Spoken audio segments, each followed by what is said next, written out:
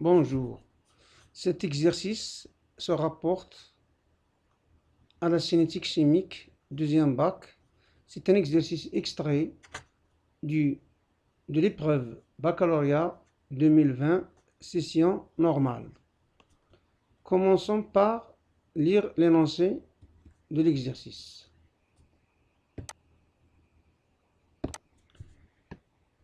Les réactions d'oxydoréduction et d'acide basique sont des types de transformation chimique d'une importance capitale en chimie des solutions.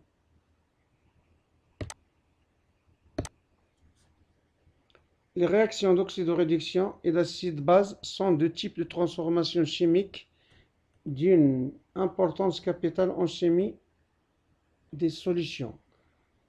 Ces transformations peuvent être étudiées par différentes méthodes, ce qui permet de faire un suivi temporel d'un système chimique et déterminer certaines caractéristiques et grandeurs. Cet exercice vise au suivi temporel d'une transformation d'oxydoréduction, l'analyse d'un comprimé d'acide ascorbique. On va traiter uniquement la partie se rapportant au suivi temporel d'une réaction d'oxydoréduction. Suivi temporel d'une réaction d'oxydoréduction. À l'instant t égale 0, on prépare un mélange S en mélangeant un volume de solution aqueuse d'iodure de potassium K++ I-, aqueux, contenant N1 est égal à 8-10- mol d'ion I-, avec un volume de solution aqueuse de peroxyde du sulfate de sodium de Na++ S2O8-, contenant N2 égale 2-10- mol d'ion S2O8-. Le volume total de la solution est V égale 200 ml. Au cours de la réaction, il se forme le diode selon l'équation bilan. Voilà l'équation. S2O8- plus 2I-, ça donne 2SO4- plus I2. Première question, déterminer la valeur de l'avancement maximal Xmax, déduire le réactif limitant. La courbe de la figure ci-contre donne les variations de la quantité de matière du diode I2 formée en fonction du temps. N de I2 égale F de T. Première question, calculer en mol litre moins 1 minute moins 1 la valeur de la vitesse volumique de la réaction à l'instant T égale 0. De 2, la valeur de la vitesse volumique de la réaction à l'instant T1 égale 18 minutes et V1 égale 1,44 10-3 mol minute moins 1. La question, expliquer la diminution de la vitesse volumique de la réaction. 2, 3, citer un facteur cinétique permettant d'augmenter la vitesse volumique de la réaction sans changer l'état initial du système, chimique. Dernière question, déterminer graphiquement le temps de demi-réaction T1 On passe à la réponse. Correction. Premièrement, avancement maximal de la réaction. À partir de l'équation de la réaction, on va dresser un aperçu du tableau d'avancement. Donc, ici, l'état initial, on est parti de N1 est égal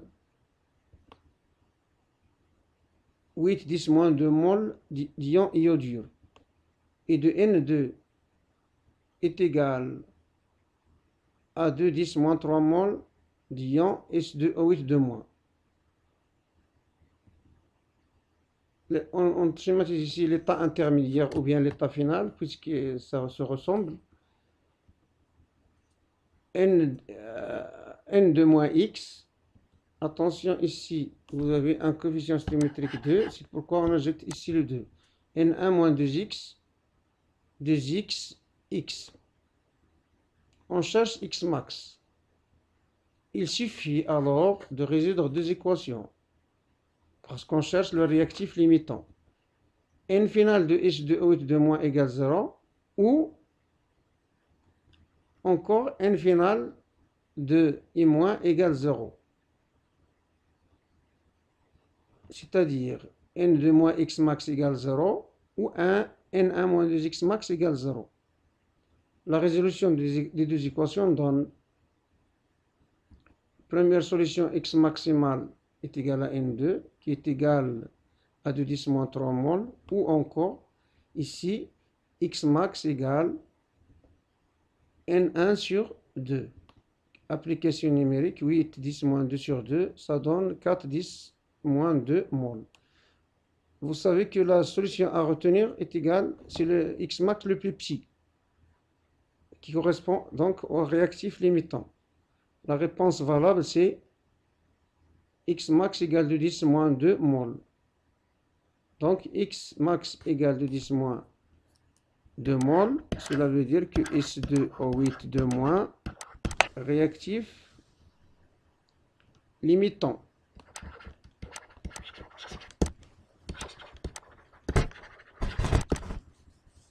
Donc la suite. Vitesse volumique de la réaction à T égale 0. V de 0 égale V0. L'expression de la vitesse volumique, c'est 1 sur V dx sur dt. La dérivée de dx sur dt, c'est la dérivée de l'avancement de la réaction par rapport au temps. V, c'est le volume total de la solution. Avec x est égal n de I2. Ceci d'après le tableau d'avancement. La quantité de matière d'iode formée est égale à l'avancement. Donc, V0 s'écrit. V0 égale 1 sur V dx, d de n de I sur dt. Mais attention, la dérivée à t égale 0, ici. Donc, dn sur dt, ça représente le coefficient directeur de la tangente à cette droite-là. La tangente à la courbe n de I2 en fonction de t, à t égale 0. Donc, c'est le coefficient directeur de la tangente delta à la courbe à t égale 0. dn sur dt, c'est delta n sur delta t. Il suffit de choisir deux points sur la courbe et écrire n2 moins n1 sur t2 moins t1. Voilà, j'ai choisi par exemple ces deux points de la droite. On cherche les coordonnées des deux points. Le premier point T1, c'est 7-8 minutes. N1, 6-10 moins 3 mol. Le deuxième point, si T2 est à peu près égal à 13,2 minutes, il lui correspond N2 égale 10 moins 3 mol. Donc, application numérique, dn sur dt, c'est égal 10 moins 6 soit 10 moins 3, le tout sur la différence des dates, T2 moins T1, c'est-à-dire 13,2 moins 7,8. Le calcul donne 0,74 10 moins 3 mol par minute. Attention, ça, ce n'est que dn sur dt. dn sur dt. Pour calculer V0, il ne faut pas oublier le volume total. Donc, on continue là, ici.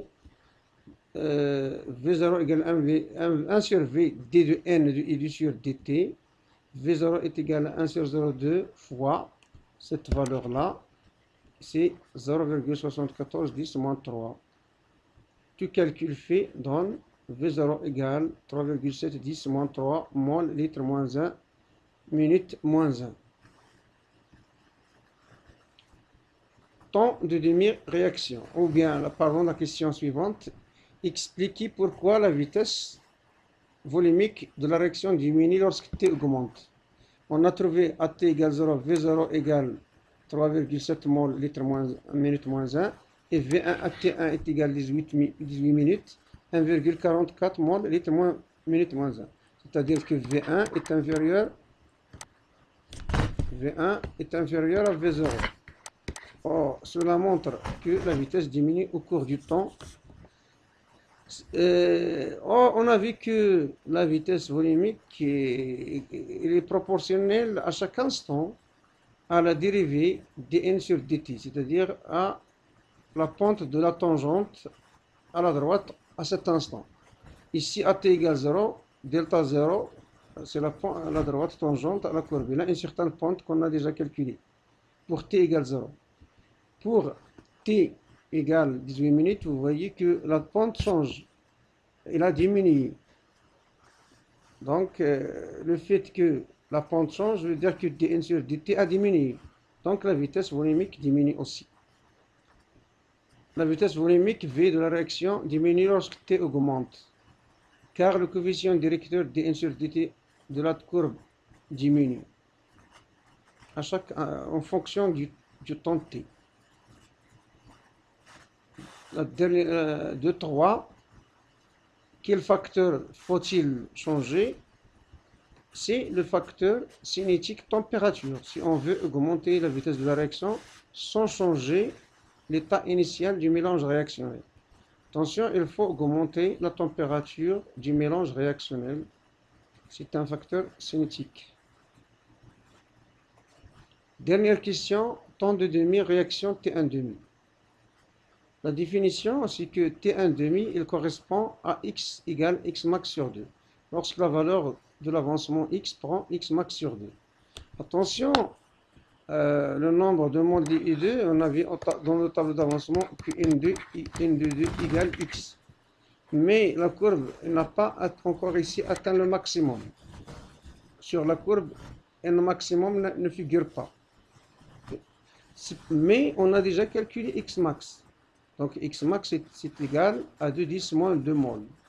Vous vous rappelez. On cherche maintenant x max sur 2. X max sur 2 c'est 1,10 moins 2 moles. Donc c'est égal 10 moins 3 moles. Sur la courbe, voilà les 10 moins 3 moles. Il suffit de faire la projection. La quantité de matière qui correspond à 10 moins 3 moles, c'est T1,5. Donc T1,5, c'est 24 minutes. Graphiquement, donc, on lit T1,5 est égal à 24 minutes. Et voilà, c'est la fin de cet exercice. À la prochaine.